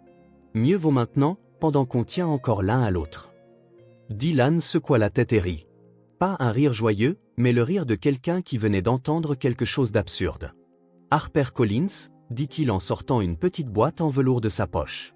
« Tu es la personne la plus têtue, impossible et exaspérante que j'ai jamais rencontrée. » Les yeux de Harper s'écarquillèrent à la vue de la boîte. « Dylan, quoi ? Et c'est exactement pourquoi je veux passer le reste de ma vie à essayer de te convaincre que tu es digne d'amour. » Il ouvrit la boîte, révélant une bague simple mais élégante. « Veux-tu m'épouser ? » Dylan, tu ne comprends pas. Pas de titre, continua-t-il en s'agenouillant là, dans la cuisine du restaurant. Pas d'héritage, pas de grand nom de famille ou de compte en banque à 8 chiffres. Juste toi et moi, dans la cuisine de la vie. Cuisinant ensemble, nous disputant sur les épices, brûlant occasionnellement un plat. Tu es fou, chuchota Harper, les larmes commençant à se former. Complètement, acquiesça Dylan. Fou de toi. Fou de cette vie que nous avons construite. Fou de me réveiller chaque jour en sachant que je vais travailler aux côtés de la femme que j'aime, en faisant quelque chose qui compte. Mais ta famille, ton avenir ? Ma famille, c'est toi. Mon avenir, il est ici, avec toi, à construire quelque chose de beau ensemble. Harper, ne vois-tu pas ? Je n'ai rien perdu. J'ai tout gagné. Harper le regarda, agenouillés au milieu des casseroles et des ustensiles, tenant une bague dans la cuisine même où ils avaient partagé tant de moments. « Dylan, tu vas me faire m'agenouiller ici jusqu'à ce que mes genoux lâchent ?» demanda-t-il avec un sourire. « Parce que je suis prêt à le faire, mais je préférerais avoir une réponse avant d'avoir besoin d'une opération du genou. » Harper rit à travers ses larmes. « Tu es sûr ? » ?»« Absolument sûr. Tu ne regretteras pas ça, Harper. Depuis 6 mois, je me réveille chaque jour excité d'aller travailler. Je ris plus, je dors mieux, et pour la première fois de ma vie, j'ai l'impression d'être vraiment moi-même. Comment pourrais-je jamais regretter une vie comme celle-là? Et si tes parents essaient de nous séparer à nouveau? Alors nous y ferons face ensemble, comme nous le faisons toujours. Harper regarda la bague, Dylan, et la cuisine autour d'eux qui était devenue le centre de leur monde. C'est fou, murmura-t-elle. Le meilleur genre de folie de ma vie, confirma Dylan. Alors, veux-tu m'épouser, ou dois-je me contenter d'être ton partenaire d'affaires éternellement épris? Harper s'agenouilla aussi, pour être à son niveau sur le sol de la cuisine. Oui, dit-elle en souriant à travers ses larmes. Oui, je veux t'épouser. Mais seulement si tu promets que si jamais tu le regrettes, tu me le diras. Tu ne souffriras pas en silence. Je le promets. Dylan lui glissa la bague au doigt. Mais tu dois promettre que tu n'essaieras plus de rompre avec moi pour mon propre bien. Je promets d'essayer, rit Harper. C'est le mieux que je puisse espérer de toi. Dylan l'embrassa, là, sur le sol de la cuisine, entre les éclaboussures de sauce tomate et les nuages de farine. L'événement avait été planifié comme une célébration. Elena Rodriguez avait organisé un dîner spécial à la flamme de Harper original pour présenter Harper et Dylan à d'autres investisseurs potentiels intéressés par l'expansion de la marque. La table principale était décorée de fleurs du marché local, de bougies discrètes et de la plus belle verrerie empruntée à un restaurant ami. « Tu es nerveuse ?» demanda Dylan en ajustant sa cravate. Ils avaient décidé de s'habiller un peu plus formellement pour l'occasion. Terrifiée, admit Harper en lissant la simple robe noire qu'elle avait achetée spécialement pour la soirée. J'ai l'habitude de servir les investisseurs, pas de dîner avec eux en tant qu'égal. Tu n'es pas seulement leur égal, tu es au-dessus d'eux, dit Dylan en l'embrassant sur le front. Tu as construit tout ça avec talent et détermination. Ils devraient se sentir honorés d'investir en toi. Les invités commencèrent à arriver à 19h. Elena amena 3 couples d'investisseurs, tous propriétaires de petites entreprises familiales à Chicago. Il y avait aussi James Morrison, un homme d'affaires qui possédait une chaîne d'épicerie fine, et Sandra Kim, propriétaire d'une entreprise de traiteur d'entreprise. Harper avait préparé un menu de dégustation spécial, 5 plats qui racontaient l'évolution culinaire du restaurant. Chaque plat était accompagné d'une brève présentation sur la philosophie derrière la recette. Notre premier plat, annonça Harper en servant des bruschettas aux tomates biologiques, représente nos humbles racines, des ingrédients locaux, une préparation honnête, une saveur authentique. Les invités goûtèrent la nourriture et murmurèrent leur approbation. Les conversations coulaient naturellement entre les affaires et la cuisine, créant exactement l'atmosphère que Harper avait espérée. Dylan se déplaçait entre les tables, partageant sa propre histoire de départ de la Haye Corporation pour la cuisine. Son honnêteté sur ce changement de vie lui valut le respect et la curiosité des investisseurs. « Alors, vous avez vraiment échangé le bureau du coin contre une cuisine ?» demanda James, clairement impressionné. « J'ai échangé un bureau où je comptais de l'argent contre une cuisine où je crée des souvenirs, » répondit Dylan. « La meilleure décision de ma vie. » À 20h30, Harper se sentait en confiance. Les conversations sur l'expansion étaient prometteuses, les plats étaient loués, et les investisseurs semblaient sincèrement intéressés à faire partie de la vision de la flamme de Harper. C'est alors que la porte du restaurant s'ouvrit avec une force inutile. Margaret et Robert entrèrent comme s'ils étaient chez eux, suivis d'un homme en costume gris portant une mallette en cuir. Le silence tomba instantanément dans la pièce. « Bonsoir », dit Robert, sa voix portant dans le restaurant désormais silencieux. « Nous sommes désolés d'interrompre les festivités. » Dylan se leva lentement de table, le visage pâle. « Mère, père, qu'est-ce que vous faites ici? » « Nous te sauvons de la plus grosse erreur de ta vie, » répondit Margaret en regardant autour d'elle avec un dédain évident.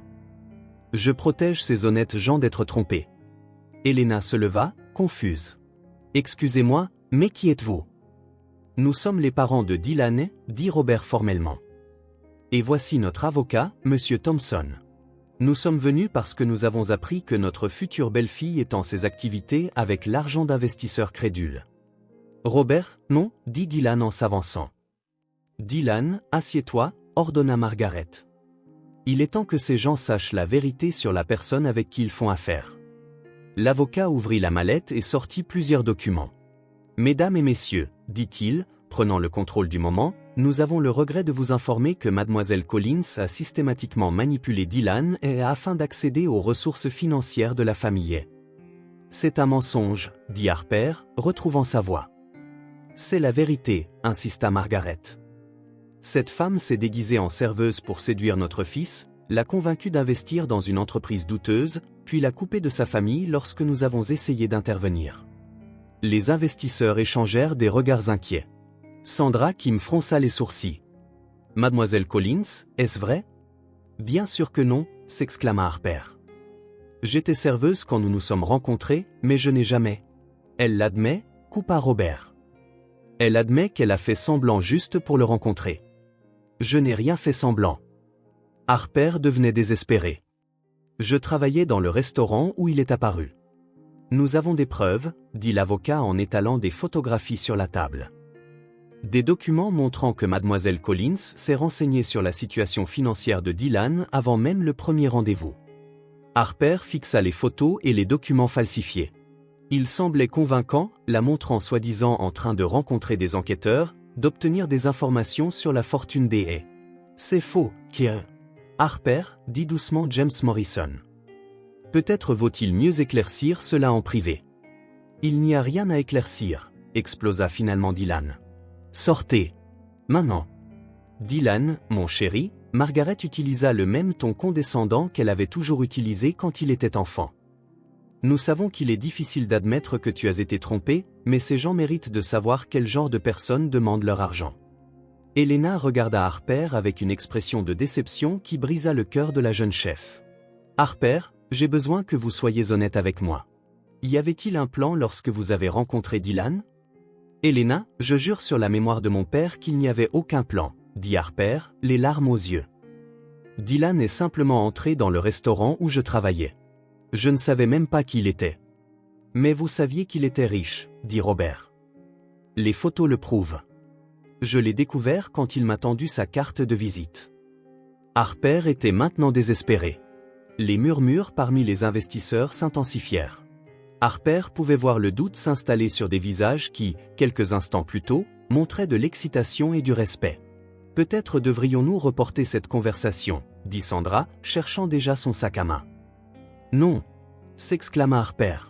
S'il vous plaît, ne croyez pas ça. Tout ce que nous avons construit ici est réel. L'amour que Dylan et moi avons est réel. L'amour, rit cruellement Margaret. Ma chère, vous pouvez tromper notre fils, mais vous ne pouvez pas nous tromper. Nous savons exactement quel genre de femme vous êtes. À ce moment, la porte du restaurant s'ouvrit brusquement. Leia entra en trombe, les cheveux en désordre, clairement furieuse. Désolée, je suis en retard, dit-elle, à bout de souffle. J'ai dû m'arrêter chez moi pour prendre quelques trucs. Léa, pas maintenant, chuchota Harper. C'est le moment parfait, rétorqua Leia en se dirigeant droit vers la table principale. Surtout que j'ai entendu toute la conversation depuis le trottoir. Elle regarda directement Robert et Margaret. Alors, vous êtes les parents qui ont engagé un espion pour saboter le restaurant de ma meilleure amie. De quoi parle cette personne? Demanda Margaret avec dédain. Leia sortit une clé USB de sa poche et la claqua sur la table. On parle de fausses preuves, dit-elle, la voix pleine de colère. Que diriez-vous de vraies preuves? Voici des vidéos du détective privé que vous avez engagé. Je l'ai filmé en train de saboter la cuisine, de planter des preuves, de créer le faux cas d'intoxication alimentaire. La pièce devint complètement silencieuse. J'ai aussi des enregistrements d'appels téléphoniques où vous lui dites exactement comment créer le scandale, continua Leia. Vous voulez que je les joue ici, devant tout le monde? L'avocat tenta d'attraper la clé USB, mais Leia fut plus rapide. Oh non, dit-elle en la remettant dans sa poche. Ça va directement au FBI. Conspiration pour détruire une entreprise, falsification de preuves, chantage. Vous êtes dans de beaux draps. Robert était devenu visiblement pâle. Nous ne savons pas de quoi vous parlez. Vous ne savez pas, sourit dangereusement Leia. Alors ça ne vous dérangera pas que je remette tout ça aux autorités demain matin. Elle se tourna vers les investisseurs qui regardaient, bouche bée. La vérité est simple. Harper et Dylan se sont rencontrés par hasard, sont vraiment tombés amoureux et ont construit une entreprise honnête à force de travail. Les seuls mensonges ici sont les accusations de cette famille de vipères qui ne supportent pas que leur fils ait choisi l'amour plutôt que l'argent. Margaret ouvrit la bouche pour protester, mais Leia la coupa. Et si l'un d'entre vous essaie un jour de poursuivre ou de nuire à mon ami à nouveau, cette clé USB se retrouvera entre les mains de tous les journalistes de Chicago. Imaginez les gros titres, la famille et sabote une petite entreprise pour contrôler son fils.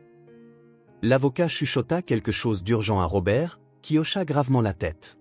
Allons-y, dit enfin Robert. Mais ce n'est pas fini.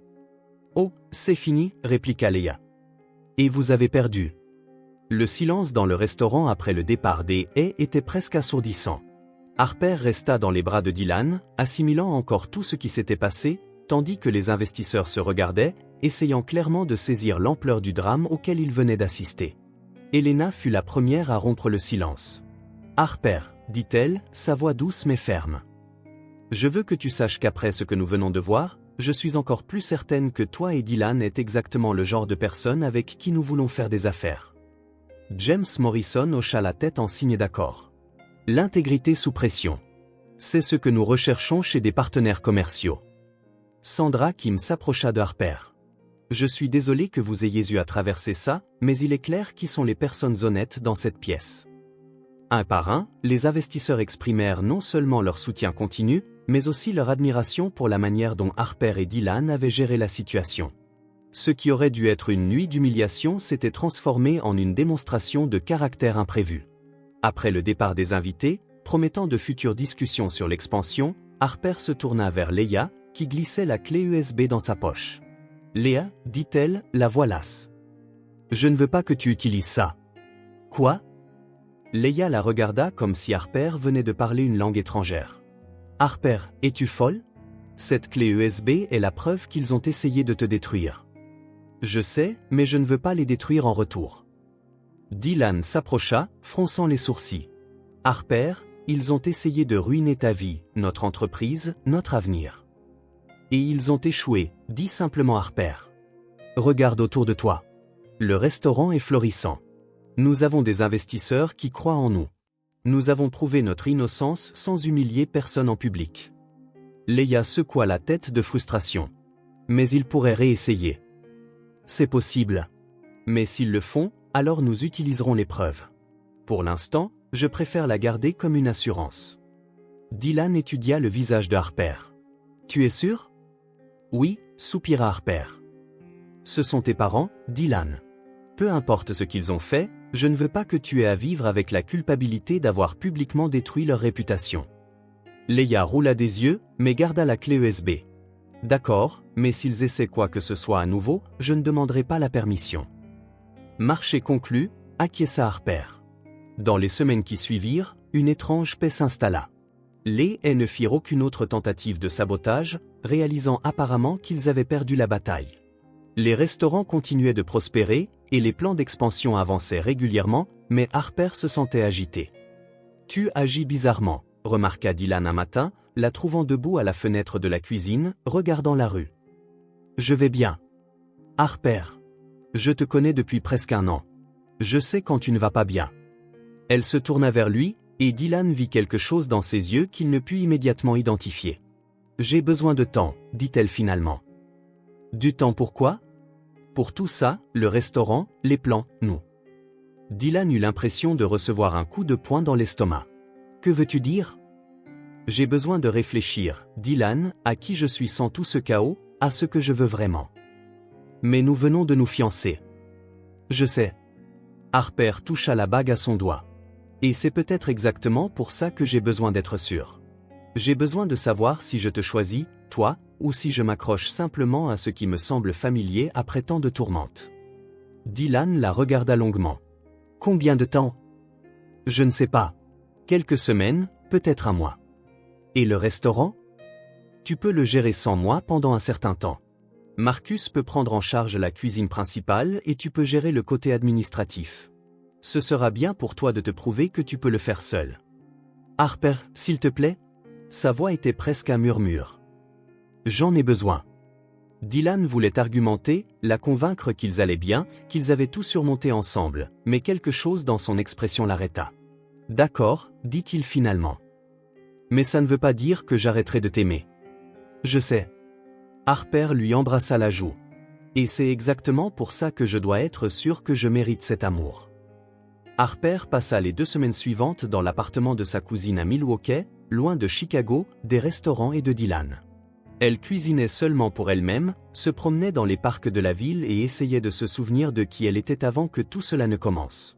Mais quoi qu'elle fasse, ses pensées revenaient toujours à Dylan.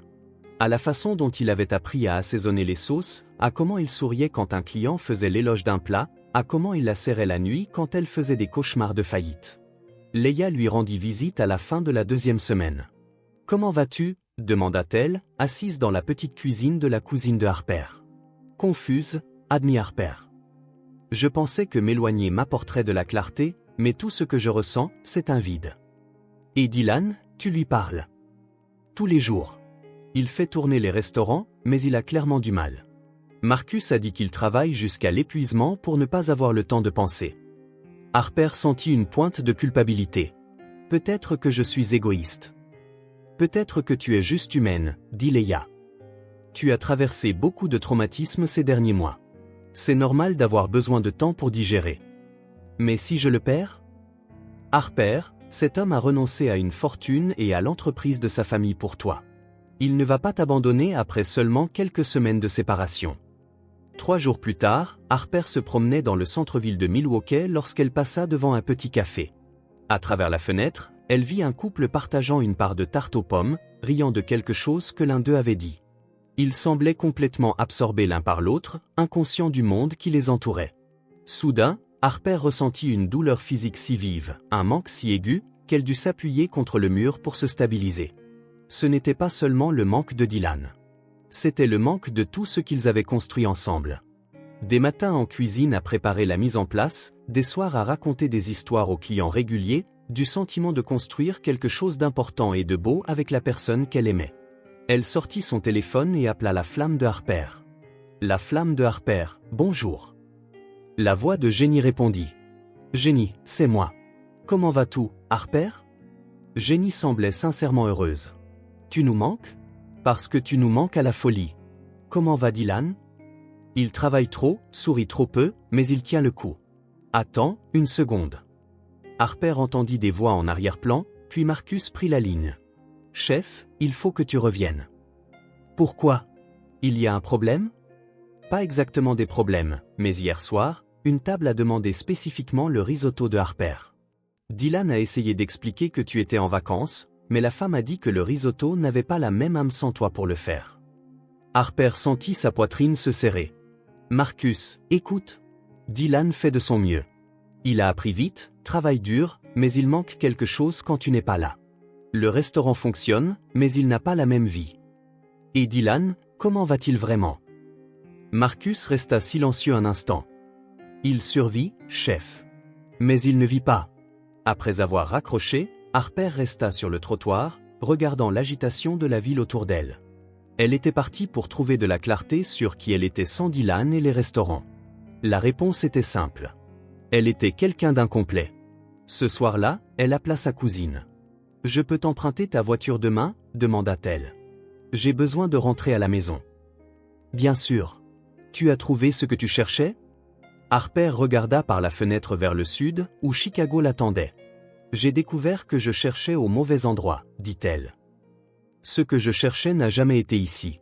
Ça a toujours été là où j'ai laissé mon cœur. » Harper conduisit les 4 heures de Milwaukee à Chicago, son cœur battant plus vite à mesure qu'elle se rapprochait de la ville. Elle avait appelé Leia et lui avait demandé de ne pas dire à Dylan qu'elle arrivait. Elle voulait que ce soit une surprise. Il était près de 20 heures quand elle se gara devant l'Ivory Table, le restaurant où tout avait commencé. Ce n'était pas par hasard qu'elle avait choisi cet endroit pour les retrouvailles. C'est là que Dylan était apparu pour la première fois en tant que client mystérieux. Là qu'elle avait découvert qui il était vraiment. Et là que leur vie s'était irréversiblement entrelacée. Les lumières du restaurant étaient éteintes, mais Harper pouvait voir une silhouette familière bouger dans la cuisine à travers les fenêtres arrière. Dylan était là, exactement où elle avait espéré qu'il serait. Elle utilisa la clé que Clara lui avait donnée des années auparavant pour les urgences, et se glissa silencieusement par l'entrée du personnel. Le restaurant était vide, les chaises empilées sur les tables, mais de la cuisine venait le son familier de quelqu'un au travail. Harper trouva Dylan dos à la porte, en train de hacher des oignons avec la précision de quelqu'un qui avait passé les derniers mois à perfectionner cette compétence. Il portait un simple t-shirt et un jean, les cheveux légèrement en désordre, complètement concentré sur sa tâche. « Ta technique au couteau s'est améliorée », dit-elle doucement. Dylan se figea en plein mouvement, le couteau suspendu en l'air. Lentement, il se retourna. « Harper ?» Sa voix sortit dans un murmure incrédule. « Tu es là ?»« Je le suis. » Elle entra dans la cuisine. « Clara m'a dit que tu utilisais cette cuisine pour tester de nouvelles recettes. » C'est plus calme la nuit. Je peux mieux réfléchir. Ils se regardèrent un instant.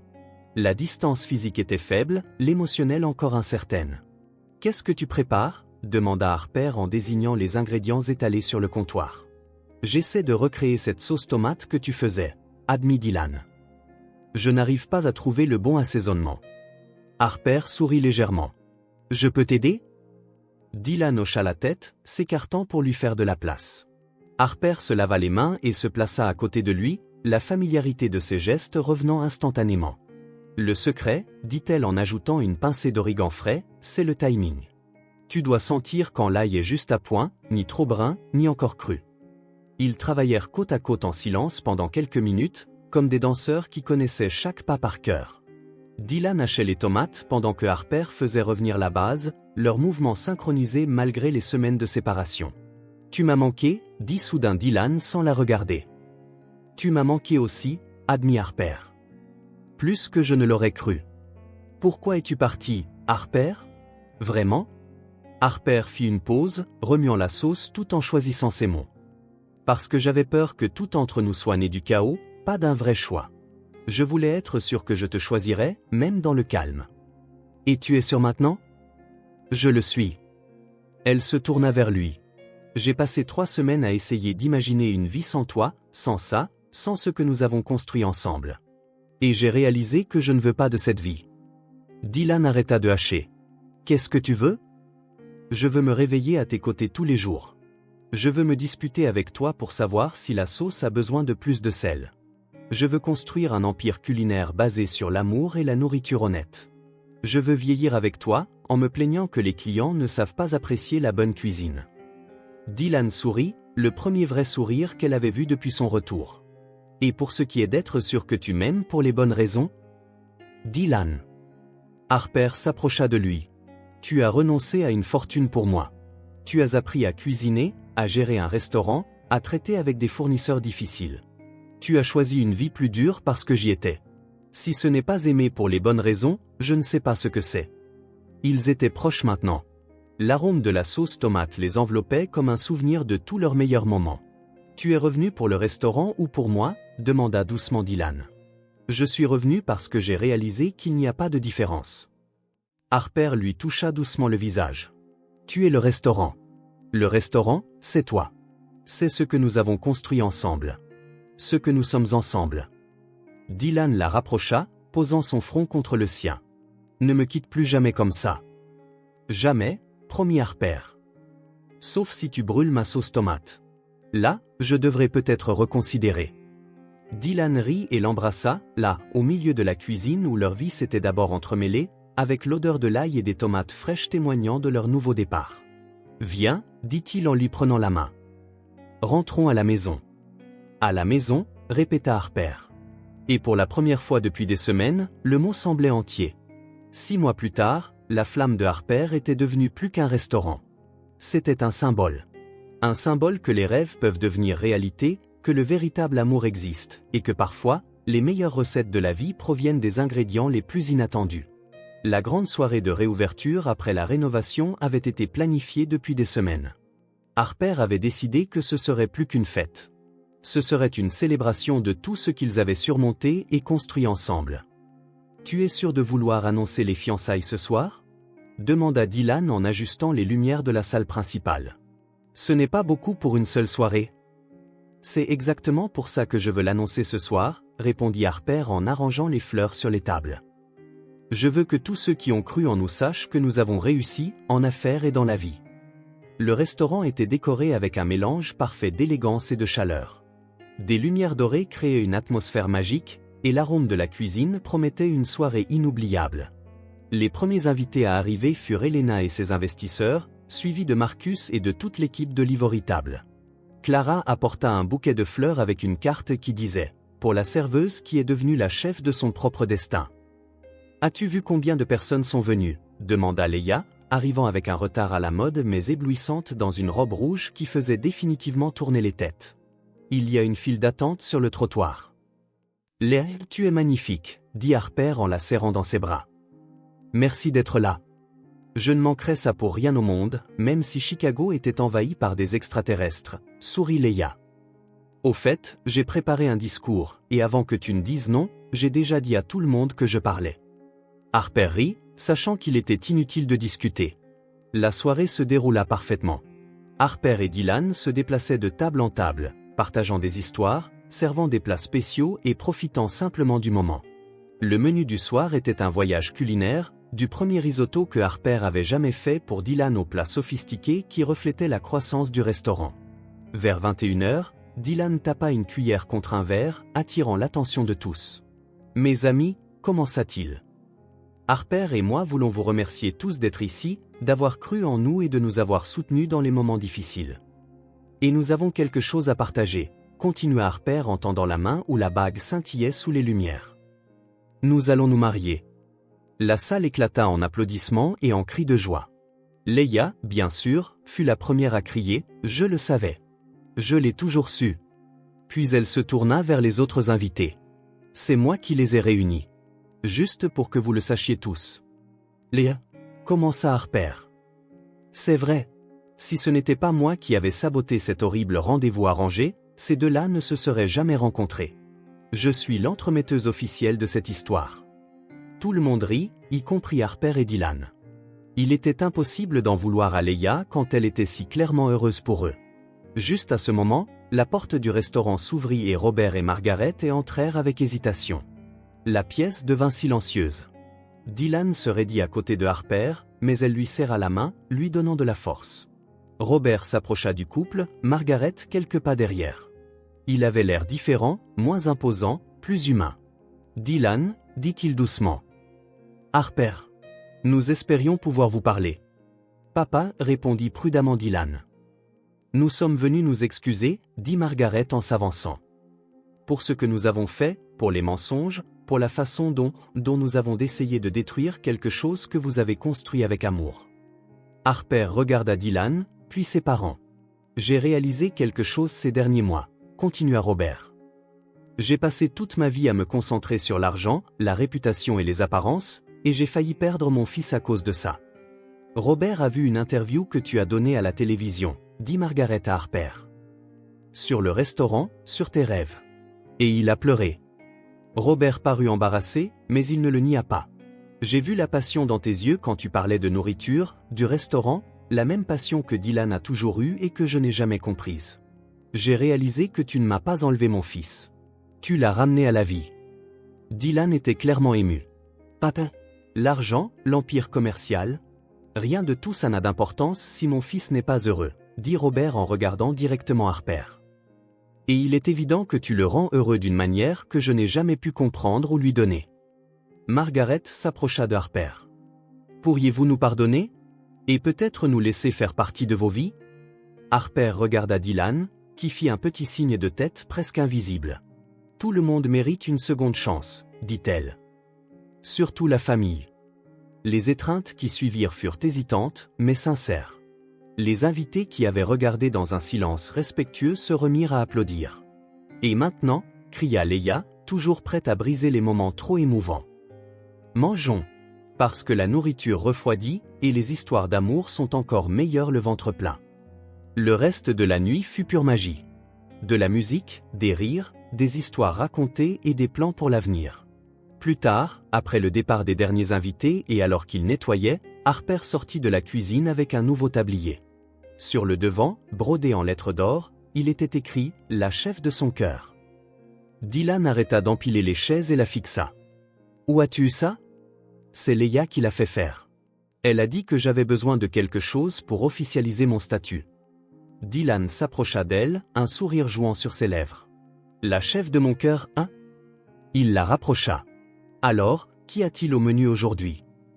Un avenir assaisonné d'amour, une pincée d'aventure et beaucoup de rire, répondit Harper en enroulant ses bras autour de son cou. Dylan l'embrassa doucement, puis la regarda dans les yeux. « Tu sais, dit-il, ma recette préférée dans la vie, c'est toi. Même quand je brûle le dîner ?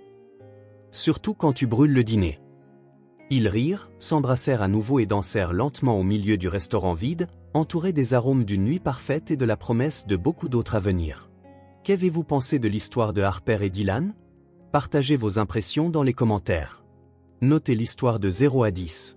Abonnez-vous à la chaîne et activez les notifications pour suivre toutes nos histoires. Et n'oubliez pas de découvrir d'autres histoires touchantes en cliquant ici à la fin de la vidéo.